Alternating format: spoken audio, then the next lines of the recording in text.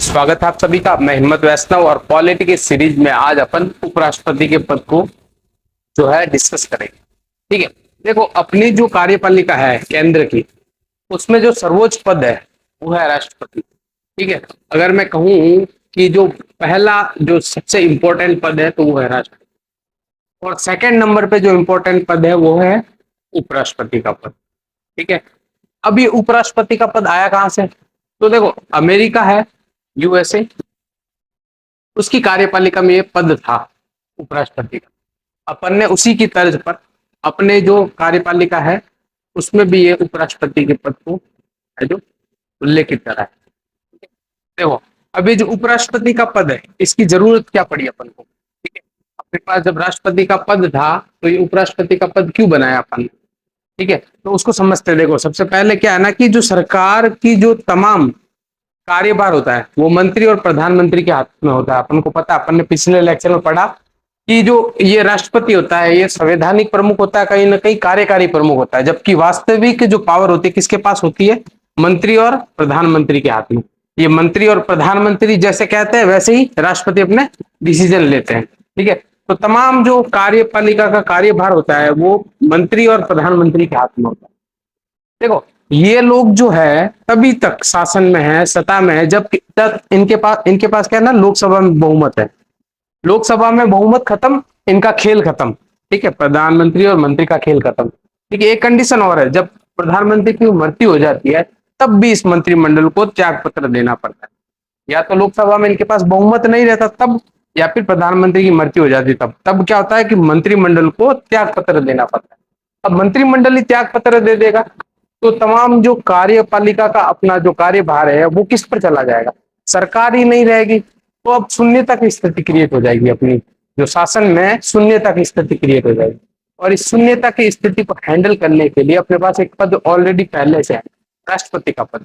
राष्ट्रपति क्या करता है, जब ऐसी स्थिति आती है तो तमाम कार्यभार अपने ऊपर ले लेता है और वो जो है देश में जो कंडीशन होती है उसको हैंडल करता है। ठीक है, अब देखो ये राष्ट्रपति का पद भी कभी कभार क्या होता है कि रिक्त होता है या फिर राष्ट्रपति अनुपस्थित हो सकता है। बाई चांस ऐसी कंडीशन क्रिएट हो जाए, शून्यता की स्थिति क्रिएट हो जाए और राष्ट्रपति का पद रिक्त हो या फिर राष्ट्रपति अनुपस्थित हो, तब क्या होगा? तब ऐसी कंडीशन, ये एक एक्सेप्शनल कंडीशन है। ठीक है, ऐसी कंडीशन उपस्थित हो सकती है। इस कंडीशन को टैकल करने के लिए हमारे जो संविधान निर्माता थे उन्होंने अमेरिका की तर्ज पर अपने जो कार्यपालिका है उसमें भी एक उपराष्ट्रपति का पद बनाया कि बाई चांस ऐसी कंडीशन क्रिएट हो सकती है कि शून्यता की स्थिति हो और राष्ट्रपति का पद रिक्त हो या फिर राष्ट्रपति अनुपस्थित हो। अब ऐसी कंडीशन में ये राष्ट्रपति उपराष्ट्रपति जो होंगे ये क्या करेंगे, ये कि राष्ट्रपति की कुर्सी पर जाके बैठेंगे और कार्यपाल जो है कार्यकारी राष्ट्रपति के रूप में कार्य करते हुए राष्ट्रपति का पद संभालेंगे और इस शून्यता की स्थिति के है जो इस शून्यता की स्थिति को टैकल करेंगे। ठीक है, इस शून्यता की स्थिति में जो शासन का है कार्यभार संभालेगा ये उपराष्ट्रपति, जब राष्ट्रपति का पद रिक्त या अनुपस्थित हो। ठीक है, तो आपको पता चला कि राष्ट्रपति उपराष्ट्रपति का पद अपन को क्यों जरूरी है। ठीक है, अपने जो शासन व्यवस्था में। देखो अब अपन इस उपराष्ट्रपति के पद के संदर्भ में बात करें तो देखो ये उपराष्ट्रपति है जो राष्ट्रपति की तरह ही परोक्ष रूप से निर्वाचित है। अपन ने पिछले लेक्चर में देखा था कि राष्ट्रपति क्या होता है, निर्वाचित होता है अप्रत्यक्ष रूप में, मतलब उसको जनता डायरेक्ट नहीं चुनकर जनता के जो प्रतिनिधि होते हैं वो चुनते हैं। ठीक है, तो उपराष्ट्रपति का ही ऐसा सीन है कि ये भी अप्रत्यक्ष रूप से निर्वाचित है। इसका निर्वाचन एक निर्वाचन मंडल के द्वारा होता है। अब देखो ये निर्वाचन मंडल राष्ट्रपति के निर्वाचन मंडल से थोड़ा डिफरेंट है। क्या डिफरेंशिएट है दोनों के बीच, क्या इन दोनों में फर्क है? तो देखो इन दोनों के बीच दो है जो विभिन्नता है, इस विभिन्नता को देखते हैं। देखो जो राष्ट्रपति है, उपराष्ट्रपति के पद को का जो निर्वाचन मंडल है उसमें लोकसभा प्लस राज्यसभा के सारे सदस्य होते हैं, चाहे वो इलेक्टेड हो चाहे वो मनोनीत हो, दोनों सदस्य। पहला डिफरेंस आपको यही देखने को मिल जाएगा कि राष्ट्रपति का जो निर्वाचन मंडल था उसमें ये मनोनीत सदस्य नहीं थे, ओनली ये इलेक्टेड लोग ही थे, ये मनोनीत सदस्य नहीं थे। एक डिफरेंस। दूसरा कि जो राष्ट्रपति का पद का जो निर्वाचन मंडल था उसमें राज्य की विधानसभा, राज्य की विधानसभा के सदस्य भी थे।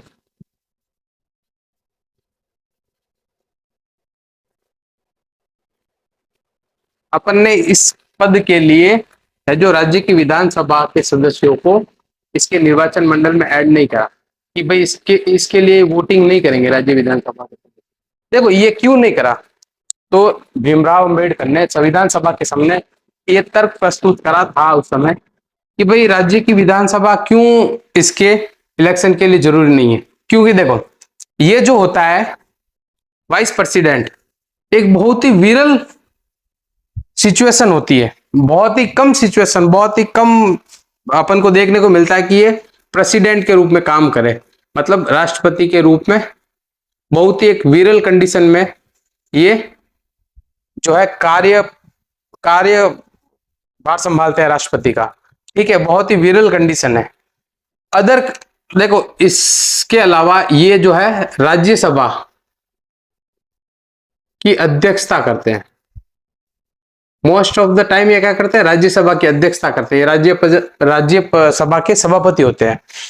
और ये बहुत कम समय के लिए या फिर कभी कभार ये जो है राष्ट्रपति का पद संभालते हैं। तो ये बहुत ही विरल कंडीशन है और इस पद के लिए अपन को राज्य की विधानसभाओं को ऐड करना waste of time, waste of money है।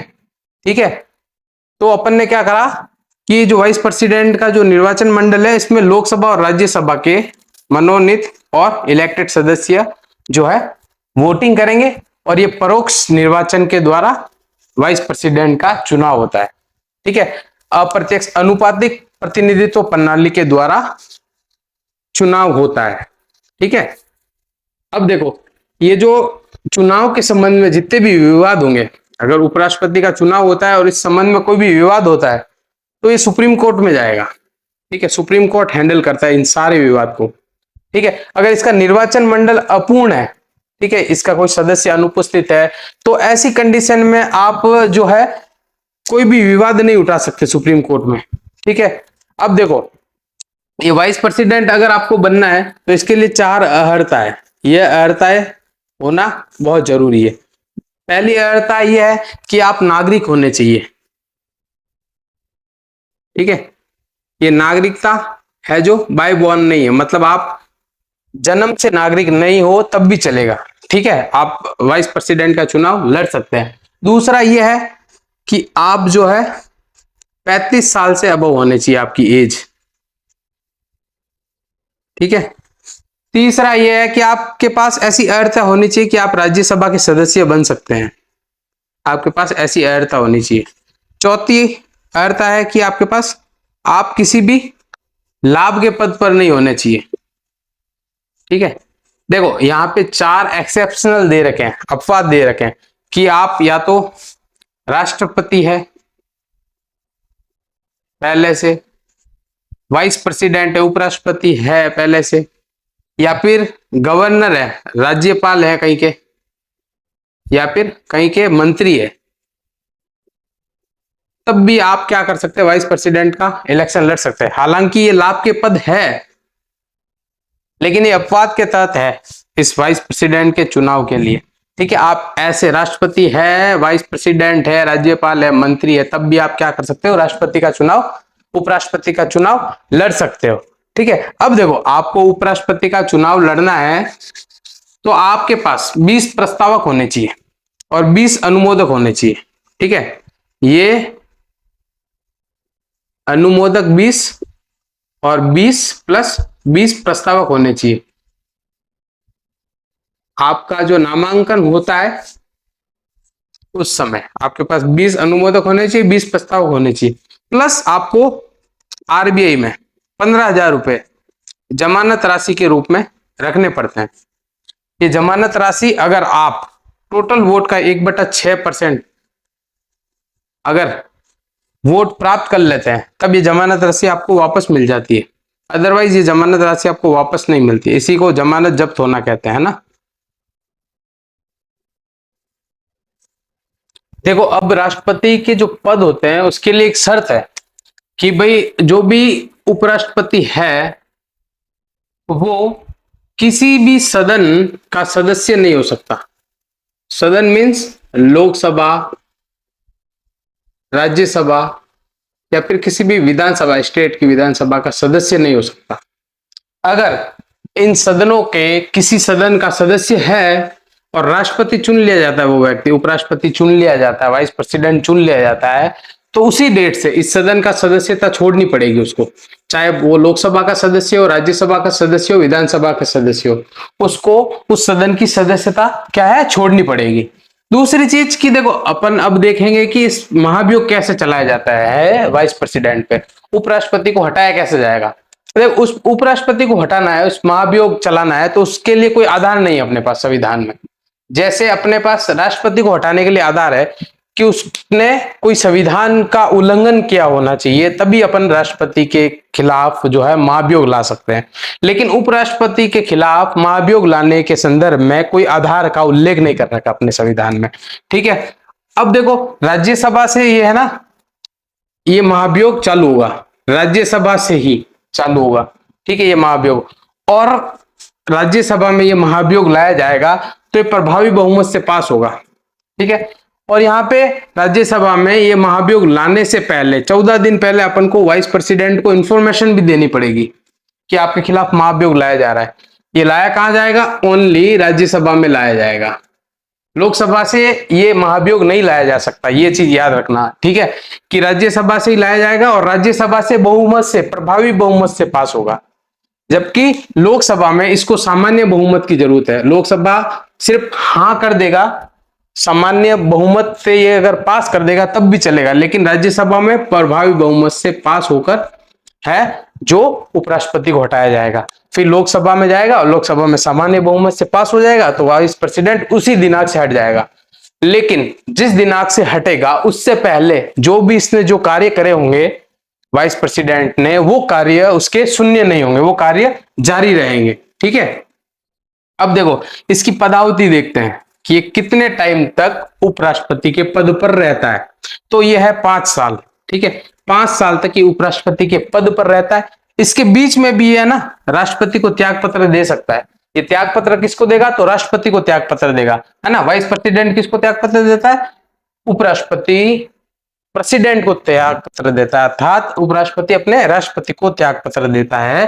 5 साल पहले होने से भी पहले वो त्याग पत्र दे सकता है। ठीक है, अब देखो 5 साल पूरे हो जाएंगे ना, उसके बाद भी वो पद पर रहेगा जब तक कि कोई नया उपराष्ट्रपति नहीं चुन लिया जाता, इलेक्शन नहीं हो जाते। प्रत्येक 5 साल में इसके चुनाव होंगे, जब तक चुनाव नहीं होगा जब तक ये अपनी कुर्सी पर बैठा रहेगा 5 साल पूरे हो जाने के बाद भी, क्योंकि ये पद खाली नहीं रह सकते हैं। ठीक है, राष्ट्रपति के हुए, उपराष्ट्रपति के हुए, ये पद खाली नहीं रह सकते। ठीक है, अब देखो इसकी रिक्ति कब होती है कि ये पद कब खाली होगा। ठीक है, या फिर तो इसकी मृत्यु हो जाए या ये त्याग पत्र दे दे। दूसरी कंडीशन अपन ने देखा था कि किसको त्याग पत्र देता है, राष्ट्रपति को त्याग पत्र देता है, राष्ट्रपति को त्याग पत्र दे दे, इसकी मृत्यु हो जाए या फिर इसको बर्खास्त कर दिया जाए राज्यसभा से। अपन ने देखा भी महाभियोग चला के इसको बर्खास्त कर दिया जाए, तब इसका पद है जो रिक्त हो जाता है। अब इसका पद रिक्त हुआ तो विद इन 6 मंथ अपन को नया इलेक्शन करवाना है और नए उपराष्ट्रपति का चुनाव करना है। 6 महीने के अंदर इलेक्शन कराना बहुत ही जरूरी है, अपने कॉन्स्टिट्यूशन में लिख रखा है कि 6 महीने में इसका वापस चुनाव कराना है अपन को, अगर पद रिक्त हो जाए इसका। ठीक है, पद रिक्त हो जाता है, 3 कंडीशन में रिक्त होता है, मृत्यु, त्याग पत्र या बर्खास्त की स्थिति में, तो अपन को 6 महीने के अंदर इलेक्शन करवा के नया उपराष्ट्रपति चुनना पड़ता है। अब देखो ये जो उपराष्ट्रपति है इसकी दोहरी भूमिका होती है। अपन ने लेक्चर के स्टार्ट में भी देखा था कि ये क्या करता है, कार्यवाहक राष्ट्रपति के रूप में काम करता है एक विरल अवस्था में। ठीक है, विरल टाइम होता है जब ये कार्यवाहक राष्ट्रपति के रूप में काम करता है। अदर इसके अदर क्या है कि जब ये कार्यवाहक राष्ट्रपति के रूप में काम नहीं करता है तब ये राज्यसभा का सभापति है। ठीक है, राज्यसभा के सभापति के रूप में काम करेगा। और इसको जो सैलरी होती है ना, वो भी इस राज्यसभा के सभापति के तौर पर मिलती है। ठीक है, इसके जो वेतन भत्ते होते हैं ना, वो संसद द्वारा समय समय पर डिसाइड किया जाता है। और जो अपनी जो संविधान में संचित निधि है, ठीक है, संचित निधि से इसको पेमेंट मिलता है, और इसको पेमेंट इसी पद के लिए मिलता है, राज्यसभा के सभापति के तौर पर इसको पेमेंट मिलता है। ठीक है, और ये जब राज्यसभा का सभापति रहेगा तब उसकी पावर है, जो उसके कार्य है, वो लोकसभा के अध्यक्ष के समान होंगे। ये पीठासीन पद है एक। ठीक है, राज्यसभा का सभापति रहेगा जब ये क्या करेगा, लोकसभा के अध्यक्ष की भांति ये कार्य करेगा यहाँ पे। और दूसरी भूमिका, ये कार्यवाहक राष्ट्रपति के रूप में काम करेगा। अब देखो, कार्यवाहक राष्ट्रपति के रूप में ये दो कंडीशन में काम करता है। पहला, जब राष्ट्रपति का पद रिक्त हो। ठीक है, दूसरा, जब राष्ट्रपति अनुपस्थित हो। पहले देखते हैं, पहली कंडीशन में क्या होता है, जब राष्ट्रपति का पद रिक्त होता है, अर्थात राष्ट्रपति के पद पर कोई नहीं है। ठीक है, तो ऐसी स्थिति में क्या होता है कि 6 महीने के अंदर राष्ट्रपति के पद रिक्त होने के पश्चात 6 महीने के अंदर आपको इलेक्शन करवाना ही पड़ेगा। ठीक है, तो ये मैक्सिमम कितने टाइम तक कार्यवाहक राष्ट्रपति रहेगा? अगर पद रिक्त है तो 6 महीने। अगर राष्ट्रपति का पद रिक्त है तो उपराष्ट्रपति कार्यवाहक राष्ट्रपति के रूप में 6 महीने तक ही रह सकता है, क्योंकि 6 महीने के अंदर आपको राष्ट्रपति का इलेक्शन करवाना ही पड़ेगा। दूसरी कंडीशन की अनुपस्थित है। देखो, ये अनुपस्थित है मतलब पद पर तो है, उपराष्ट्रपति राष्ट्रपति का पद भरा हुआ है। ठीक है, इस पद पर राष्ट्रपति बैठा है, लेकिन राष्ट्रपति जैसे कोई बीमार हो गया, किसी कारण से वो अनुपस्थित है, कहीं बाहर चला गया, घूमने चला गया, छुट्टियों पे चला गया, तो वो अनुपस्थित है। तब क्या होता है कि जो वाइस प्रेसिडेंट होता है, उपराष्ट्रपति होता है, वो राष्ट्रपति के पद पर कार्यवाहक राष्ट्रपति के रूप में बैठता है। ठीक है, जब तक बैठेगा जब तक जो प्रेसिडेंट है, राष्ट्रपति वापस नहीं आ जाता। ठीक है, इसके लिए कोई टाइम लिमिट नहीं है। जब राष्ट्रपति बीमार है, भले साल भर बीमार है, 1.5 साल बीमार है, वह जब वापस लौटेगा राष्ट्रपति, जब भी ये पद से हटकर वापस वाइस प्रेसिडेंट के रूप में जो है राज्यसभा का सभापति बनेगा, और ये राष्ट्रपति कार्यवाहक राष्ट्रपति का पद छोड़ेगा।